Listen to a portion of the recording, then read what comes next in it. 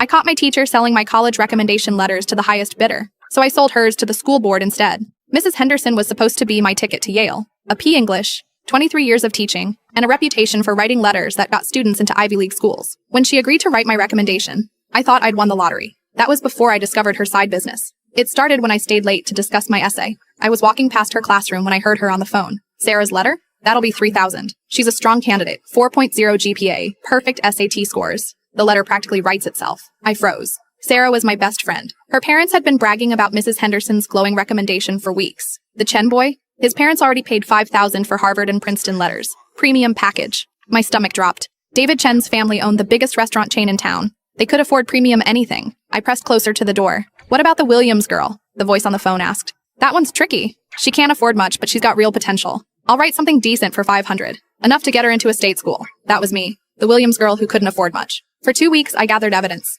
I recorded phone calls from the hallway. I photographed parents slipping envelopes into Mrs. Henderson's desk drawer. I even followed her to coffee meetings where briefcases changed hands like some kind of academic drug deal. The worst part? She was actually a brilliant teacher. Her lessons were engaging, her feedback insightful. She just didn't think poor kids deserved the same shot at greatness. My breaking point came during parent-teacher conferences. I watched David's father slip Mrs. Henderson a thick envelope while discussing his son's unique qualifications. Then came Sarah's mom with her checkbook. Finally, my own mother arrived. Empty-handed except for hope. I know you'll do right by her, Mom said. She's worked so hard. Mrs. Henderson smiled that practice smile. Of course, I believe every student deserves their best chance. Liar. That night, I compiled everything into a detailed report.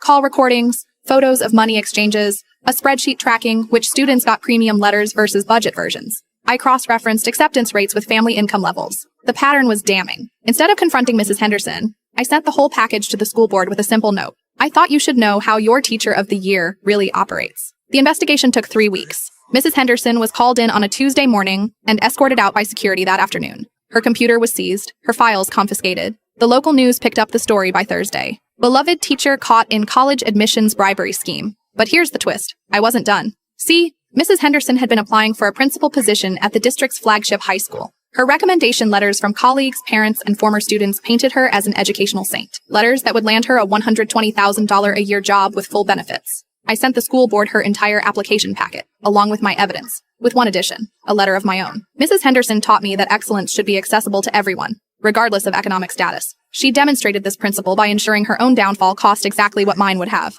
Everything. She was blacklisted from every school district in the state. 6 months later, I got my acceptance letter to Yale. My new English teacher, fresh out of graduate school and passionate about equity, had written me a recommendation based purely on merit. Mrs. Henderson now works at a copy center, helping students format their college applications. Sometimes justice is perfectly ironic.